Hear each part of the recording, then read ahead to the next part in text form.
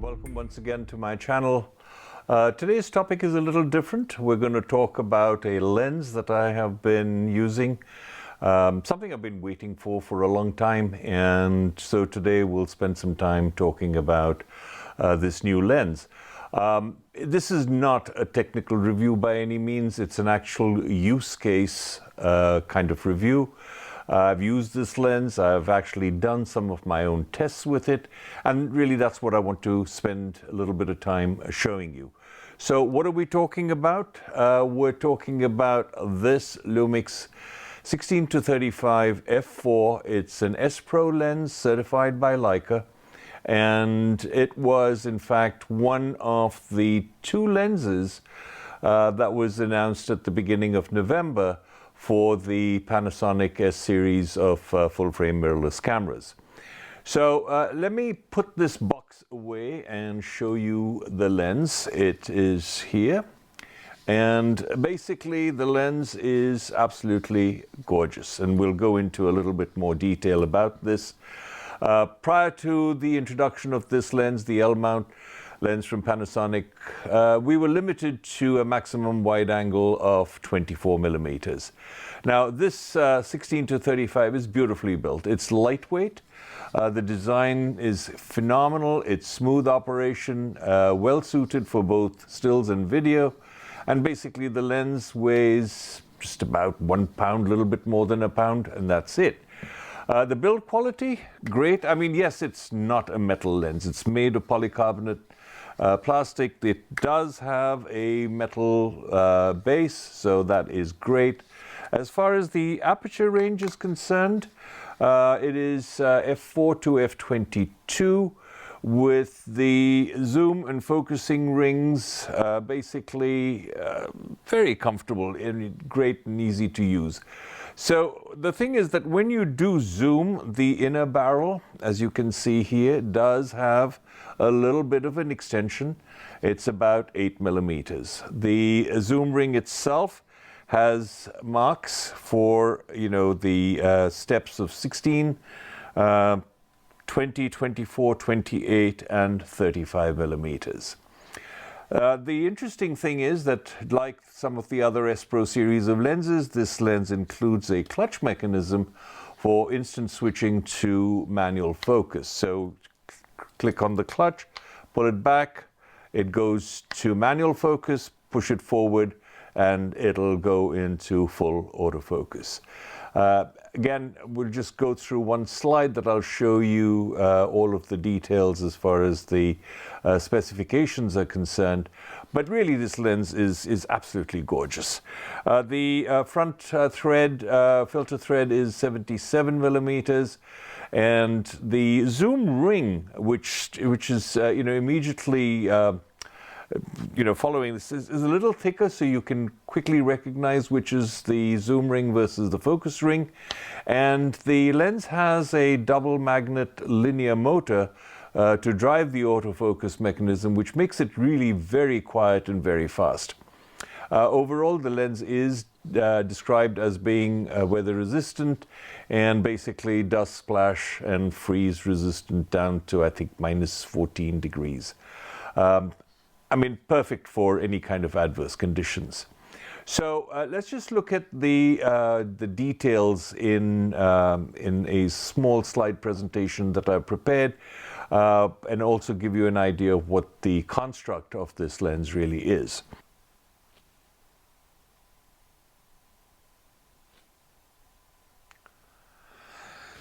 Okay, so let's just talk about the construct and some of the technical specifications. Before I do that, let me just show you this one image which was taken earlier on in the evening in Florida last week. And then towards the end, I'll show you an image when the sun was actually setting. Unfortunately, the sky was pretty bland, no clouds, etc., but we did manage to get some good color. Let's look at the specifications. As I said before, the focal length 16-35, maximum aperture of f4, minimum aperture f22. The field of view, and I'll show you some images of that, is 107 degrees, down to 63 degrees at 35 millimeters. The minimum focus distance is very interesting. It's less than 10 inches, 25 centimeters. The magnification factor is 0.23, and that really doesn't matter for lenses of this class. The diaphragm blades are 9 and they're rounded, so they give you beautiful bokeh if you so want it. The lens is not image stabilized. Now, a lot of people say, why is the lens not image stabilized? It's an expensive lens. The lens is about $1,500, just under $1,500, but it doesn't need stabilization. This is a wide-angle lens, 16 to 35. Typically, you don't want all that added weight. And if you do need stabilization, the S-series Lumix cameras have wonderful stabilization, more than enough to compensate for any kind of movement that you might have if you're hand-holding this. But majority of the landscape work will be done on a tripod if that's what you're going to use this for. If you're going to use it for architecture, this is going to be done on a tripod. Hand-holding, the available stops, close to 5 stops of the S-series cameras, more than sufficient to compensate for any hand shake, etc. that you may have. The front filter is 77 millimeters, ideal for any kind of, the lens is not bulbous, so it does not sort of restrict the use of any filters. And the overall weight is stated 500 grams, basically 1.1 pounds, which is perfect. Balances beautifully on the lens on the camera, and I absolutely love it. So with that said, so the lens has 12 elements in 9 groups, and where the 3 aspherical elements, 1 extra low dispersion element, and 1 extra low dispersion element. Basically, this design is really perfect. It minimizes distortion and completely, in fact, in the most part, eliminates any kind of spherical and or chromatic aberrations. And you will find that a lot of that will be visible in the test images that I have taken. The other thing is focus breathing. The lens performed beautifully as far as focus breathing is concerned. Barely any focus-free breathing. And to me, that is great, because remember one thing, when you are doing any kind of landscape photography and you are looking to do focus bracketing or focus stacking, you do want to make sure that the overall framing of your image doesn't change drastically. Because as you focus into the image, if your framing is going to change, then you're going to have to shoot looser than what you had originally anticipated. And if you're going to shoot loose, then you're going to have to crop in to get the actual framing that you originally wanted. And that's not such a good thing. So for wide-angle lenses particularly, I prefer lenses that don't breathe at all. And if there is any breathing, it should be basically minimal. So let's now look at some of the tests that I did. As far as field of view, here's your 16 millimeter image. This was taken at the Gillette Stadium, pretty close to my house. I waited for the skies to open up a little bit after the tremendous amount of dark days that we've had. We had a slight amount of sunshine, a little bit of the opening up of the skies, and as you can see, I did get my own shadow because the sun was getting pretty low when this happened, couldn't be avoided. The lens is just barely slightly tilted up, I think. I should have corrected for that, but I didn't. But in any case, this is field of view, and as you can see, it's 16 millimeters, and here it is at 35 millimeters. I think this is exceptional. As far as the overall performance is concerned, as we go through the next bunch of slides, you will see that the lens is truly worth every penny that you spend for it. All right, distortion. 35 millimeter distortion and then 16 millimeter distortion. At f4, you'll see a very, very slight amount of bowing on the very top edge of the frame. The bottom edge of the frame, there is no bowing whatsoever. As far as pincushion or barrel distortion in the center, there is barely any. I don't see any. I mean, I put some grid lines on, overlaid them, and I couldn't find any real distortion. There is a small amount of bowing on the very top, and a little more exaggerated to the right edge of the right corner and not so much on the left corner. By the time you get to f8, you can see a small correction that is taking place. The bowing has minimized. At f11, it straightens out perfectly, and at f16, it's not even a point of contention. f22, something which I would never use for most of my work. Really, on this lens, I haven't tested, as far as any other kind of degradation of image at low apertures. But in this particular case, as you can see, the lens has straightened out and there is no distortion whatsoever. Now here again at f4, you can see there is a certain amount of bowing that is taking place on the upper edge of the frame. Again, the lower edge of the frame, there is minimal. The two left and right corners have a little exaggeration. f8, there is a slight amount of correction. f11 is about the same as f8. f16, it gets a little better. f22, it's about the same as we saw at f16. So here's the thing. I think it's great.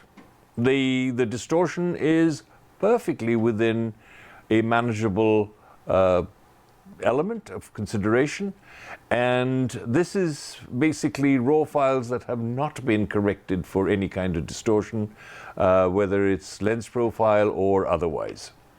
Now let's look at vignetting. Now for this, what I did is I wanted to see vignetting on a white background.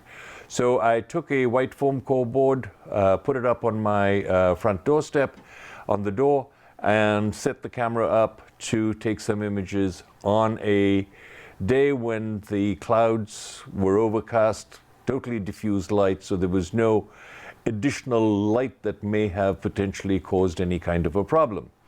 f22 at 16 millimeters, you can see there is a little bit of vignetting taking place on the four corners, not by much. 35 millimeters, again at f22, not really. There's not a whole lot of vignetting that's going on. Now at 16 millimeters, you can see there is a slight amount, barely perceptible at f4, and then 35 millimeters at f4, again, barely perceptible. So I think I'd give this lens flying colors. I mean, it's great as far as vignetting is concerned. Now, fringing. What's the issue? Fringing is very, very common on wide-angle lenses. You get this magenta kind of distortion or color fringing that takes place, particularly when you shoot twigs, branches, leaves against a blue sky or even an overcast sky. You get that purple fringing. So the image I took was of this tree, which basically is devoid of leaves, amongst all these green pines, just to highlight, if there was going to be any green fringing, I would notice that. And then I cropped into the tree up on top to see if I could notice any fringing. And as you can see clearly from this visual, there is no fringing whatsoever. And I think overall, I mean, I'm very happy with the way this lens performs. All right, as far as flare, here's another thing. Wide-angle lenses, flare, lots of problems. I sort of shudder to think about people who are looking for flare are going to find it a little hard-pressed to produce flare with this lens. I did a test where I was a little bold and I decided to shoot straight into the sun. And there are two images side by side, pretty much taken at very slightly different angles, looking back out into my backyard with the sun shining straight into the lens. The one on the left and the one on the right both demonstrate absolutely little to no flaring whatsoever. In fact, I don't see any flaring, and if you do, it's barely perceptible, at least not to my eyes. So with that, I mean, this is just absolutely, in my opinion, a great lens to have. Yes, you are going to pay a little bit more than most others, but in this class, I will definitely say yes, for an L mount, worth every penny. So let's talk about this last topic, which is focus breathing. Now, what is focus breathing? Focus breathing is really when you change the point of focus from the closest point of the lens, where it can focus at the closest, to infinity, to see how much of the framing of the subject that you're photographing changes. The least amount of change is what you want. Now, think about it from a landscape photographer's point of view. You set your camera up, you've got your lens perfectly framed for the subject you want to photograph, and you realize that it's going to be one of those situations where you want to do focus bracketing.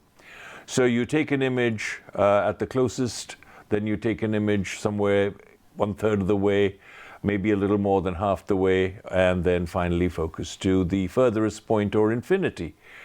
In taking those multiple images, if there is a lot of change as far as framing is concerned, you're going to have a fair amount of problem putting that image together in a stack and maintaining the original framing that you had expected to produce.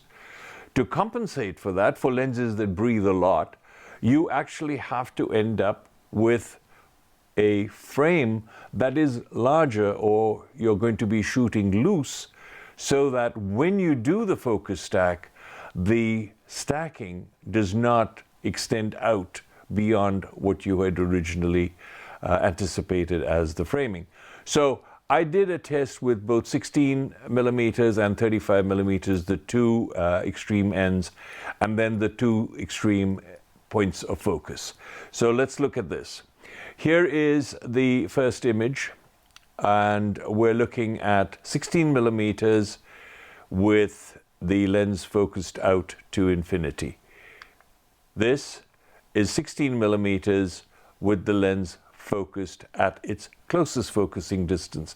You can see that the subject, the primary subject, has gone out of focus, but let's just go back and let's go forward. As you can see, minimum breathing. Absolutely perfect. To me, at 16 millimeters, I don't see any problem whatsoever. Now let's go to 35 millimeters.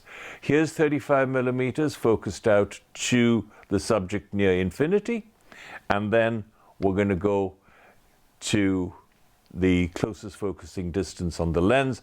As you can see, the subject is out of focus, but by no means is the breathing excessive.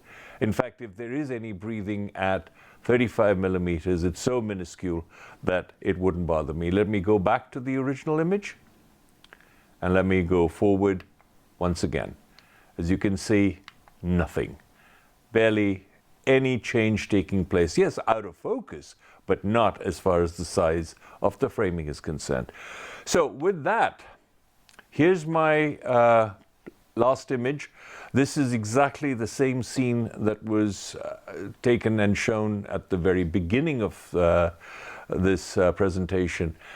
In this particular image, the sun was sort of pretty much down, the skies were changing color, and the lights on the bridge had come on, and I just put in a 6-stop HNY ND filter, and just enough to get a 60-second exposure to smooth the water out, but not in its entirety. I don't like it to be perfectly glass, but it should be pretty smooth. And I just shot this image with this just to see how it would be. And again, with a long exposure like this, this is the full frame. You can see no vignetting. You can see the tack sharp focus and beautiful color rendition. So with that, once again, I'll say that this lens is really one of those that meets my expectations to its fullest, and I'd be most happy to recommend this to anybody who's interested in a wide-angle lens for their series camera. Both tremendously great performance as far as video performance is concerned, as well as for still photography. So with that, once again, thank you very much for being patient, staying through this topic. And if you like the material, once again, I ask you if you could please subscribe, hit the notification icon so that you get notified of any new topics. And, I'd be most happy to respond to any questions you may have, particularly on this lens. Do leave your comments below. I'd truly appreciate that. With that said, I think the next topic is going to be a brief one, which I will cover. There were some issues with using the tethering software with the new version of the Apple Catalina operating system, and that has now been resolved with the latest version of Catalina. And I just want to show you a quick demonstration of how to hook your S-series camera up to the software and to be able to shoot in tethered mode. So with that, thank you very much, and thanks once again for listening, and I will see you the next time. Take care.